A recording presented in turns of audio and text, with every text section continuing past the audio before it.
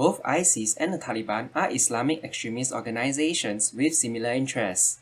Both organizations want to establish an Islamic caliphate that enforces a strict and extreme version of Sharia law, an Islamic legal system derived from the Quran.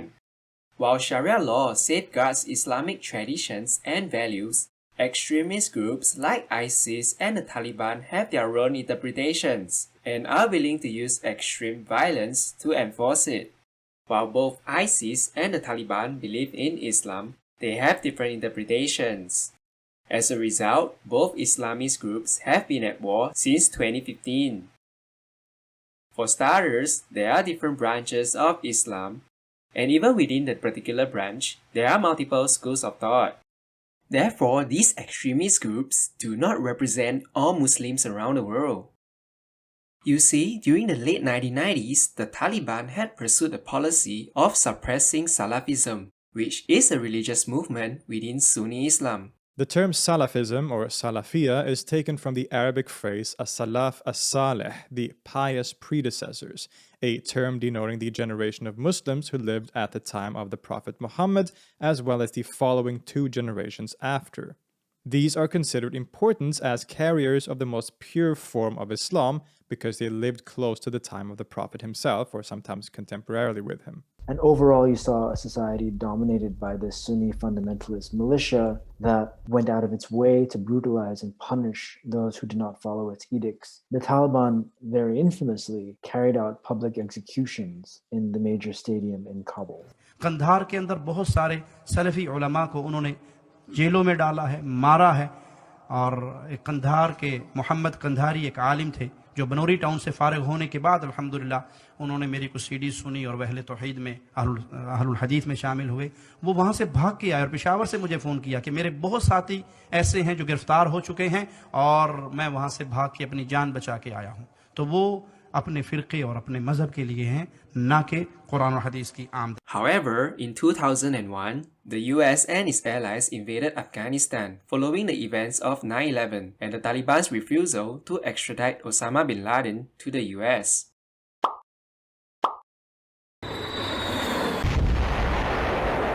The Taliban and Afghan Salafis would join forces to fight the Americans because the enemy of my enemy is my friend. So after the US withdrawal and Taliban's recapture of Afghanistan from this guy, the Afghan Republican president who ran away, ISIS-K emerged. The K here stands for Khorasan, this Khorasan, which is a historical region spanning from Afghanistan to its surrounding countries. ISIS-K was initially formed by Taliban defectors who became disgruntled and Afghan Salafis, but now also comprises foreign fighters from other Central Asian countries, such as Pakistan. While ISIS-K mainly operates in Afghanistan, they fall under ISIS Central Command in Iraq and Syria and receives financial support from them. It is estimated that ISIS-K has between 4,000 to 6,000 members. Since 2015, ISIS-K has conducted numerous attacks against the Taliban, mostly in eastern Afghanistan. The irony is that the Taliban, who used guerrilla tactics against US-led coalition forces in the past, now faces guerrilla tactics from ISIS-K. IS की میگن که اینا عملات انتحاتی که میکنن سابق میگه امارت هم میکرد. فرق اینا اونا چی است که؟ تفاوت داره. حوالی است که او زمانی که امارت اسلامی افغانستان مبارزه و جهاد میکرد یا عملیات مختلف انجام میداد علیه اشغال بود. داعش یا کسا به کدام کشور دیگر متوجه باشه ما را کاملا اطمینان میدیم به خاطر که داعش تا اینجا زیر کنترل است و یک تهدید بزرگ نیست. Another difference between the Taliban and other extremist groups like ISIS or Al-Qaeda is that their objectives are more localized. While the Taliban wants to maintain political and religious control within Afghanistan, ISIS wants to impose their version of Islamic law on an international scale without borders. ISIS, at its peak in 2015, was able to capture large territories of western Iraq and eastern Syria. Besides Islamic State Khorasan, based in Afghanistan, the Islamic State also has other branches in many countries across Asia and Africa. Ever since the Taliban became the government of Afghanistan in 2021, they are preoccupied with Afghanistan's domestic problems, such as the economy, since they no longer receive foreign aid from Western countries. Although the aid that went from the US government to the Afghan government has been stopped, there is still some coming from USAID directly to civilians here through the WFP, the World Food Programme.